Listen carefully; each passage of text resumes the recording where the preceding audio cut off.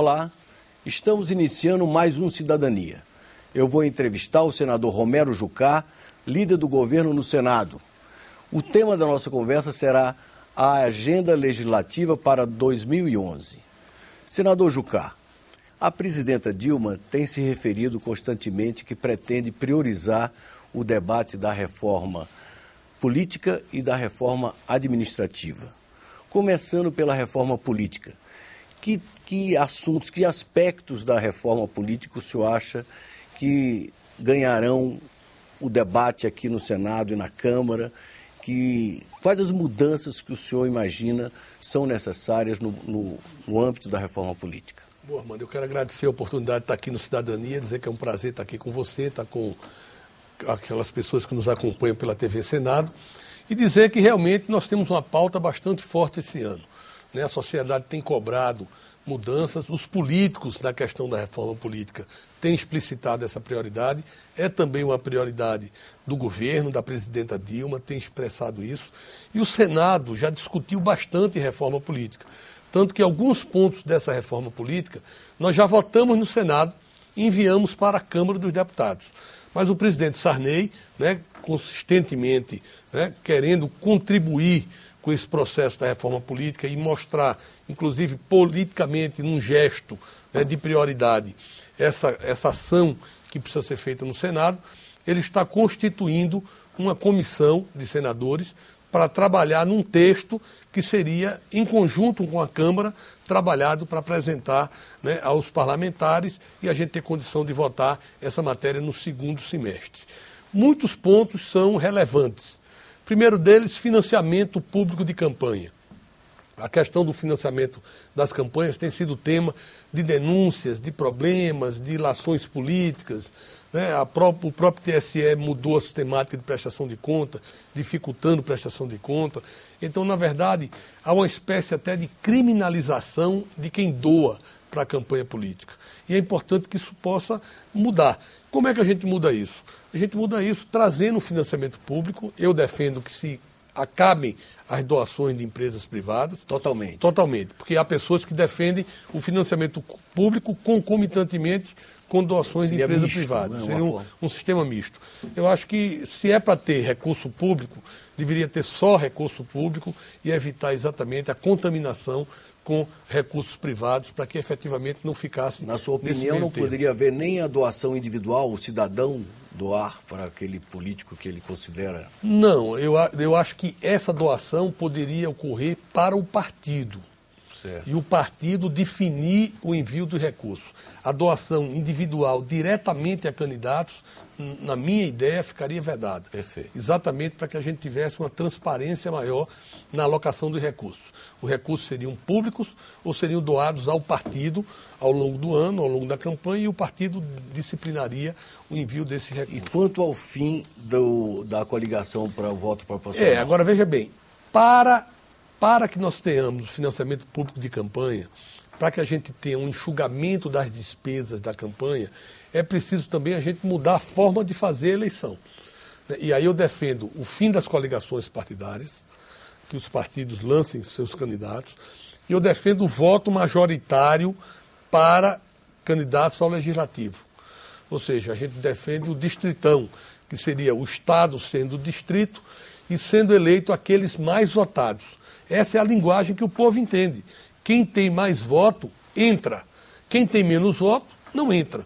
O que é que nós temos hoje? Nós temos hoje um somatório de votos de vários candidatos, que tendo um coeficiente eleitoral, e muitas vezes o resultado disso é alguém que teve 50 mil votos não se elege e alguém que teve 10 mil votos entra no lugar de quem teve 50 mil votos. Então o senhor defende o voto distrital puro? Puro. Só que cada estado seria um distrito, exatamente.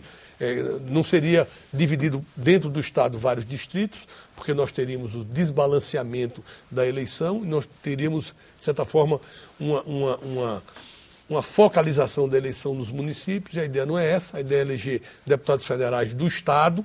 Então, aí, nós defendemos o distritão, o distrito é o Estado, e se tem 8 candidatos, 8 deputados federais, 8 vagas, os 8 mais votados entrarão. Se existem 40 vagas, os 40 mais votados entrarão. E quanto assim, ao fim da reeleição para cargos no Executivo? Essa é uma questão que nós temos que discutir no que diz respeito ao tamanho do mandato. O ideal era que nós tivéssemos um mandato do Executivo um pouco maior. 4 anos é muito pouco, porque você vê o seguinte, um governante que entra, ele entra, no primeiro ano ele não trabalha com o orçamento que ele fez, ele trabalha com o orçamento que o antecessor fez. Né? E se ele quiser ser candidato depois, ele tem que sair em março. Então, na verdade, ele perde o último ano. Então, ele não tem o primeiro ano do orçamento e ele perde o último ano na desincompatibilização. E a duração do mandato ideal seria de 5 ou de 6 anos, na sua opinião? Eu acho que a duração ideal de um mandato seria de 6 anos. Né? Se você vê o mandato, um presidente da República com 4 anos, num país do tamanho do Brasil, é um país continental. Né? Outros países... chance do Congresso acatar não, acho essa difícil, proposta? Acho difícil, porque se nós tivermos que ampliar os mandatos, nós íamos ter um problema grave na coincidência das eleições. A gente teria casos de ter eleição todo ano. E o país não aguenta também eleição todo ano. O ideal era que se concentrassem os períodos da eleição. Então, se não pudermos fazer um mandato maior para o Executivo, o ideal era fazer a coincidência das eleições, para que nós tivéssemos eleições de 4 em 4 anos. E isso o senhor acha difícil, complicado? Não, eu acho que coincidiu as eleições menos complicado do que ampliar o tamanho do mandato. Se você levar o mandato de presidente da República para 5 anos, você vai ter deputado com 4, senador com 8, prefeito com 5, governador com 5, em anos diferenciados. Então você vai ter todo ano uma eleição. Eu acho que isso é ruim. Quer dizer, ninguém administra tendo eleição todo ano. Quer dizer, é um tipo de demanda, um tipo de pressão política que interfere no processo de gestão pública, sem dúvida nenhuma. Então, o ideal era nós termos 6 anos e poder coincidir mandato. Se não puder ter 6 anos coincidindo mandato, o ideal é que se tenha 4 anos coincidindo mandatos. E aí nós teríamos, no mesmo ano, eleição para presidente, governador, prefeito e os parlamentares. Isso reforçaria, inclusive, os partidos, porque você teria que ter uma eleição nacional junto com a eleição local. Isso ampliaria a base partidária e faria com que os partidos se fortalecessem mais. Então, essa questão do fim das coligações e essa questão da mudança do processo eleitoral, eu acho fundamental fazer. E o senhor é a favor do voto em lista?